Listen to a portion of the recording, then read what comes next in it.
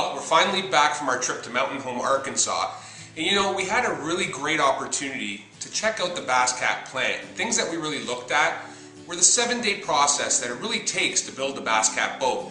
So in this time we were there, we had a chance to see the molds, the solid glass transoms that they put in from port to starboard, laying of the fiberglass and rolling it by the people who work there, the stringers, the way they bond them with their vacuum processing, drilling and foam insulating the bottom layer, and the most important part about all that I saw was the fact that they actually seal it up with fiberglass after they've done the foam insulation. Reinforcing of storage boxes, the cutting of the holes, the chamfering of the screw holes, which will completely eliminate all that star cracking that you typically see in bass boats.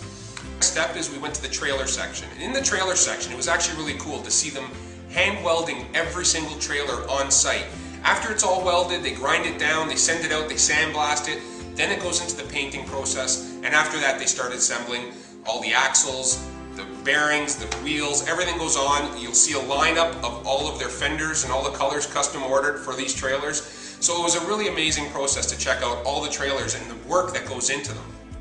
Bonding the hull to the cap, once they have the two systems together, we actually witnessed them bonding it from the inside. So the nice thing about the Cats is that when they're built, it's one solid unit. With all the reinforcing and bonding from top to bottom, even without your rub rail, there's no chance of your boat coming apart. It's one solid unit, from the stringers to the hull to the transom to the boxes to the live wells, all the way up to the top cap.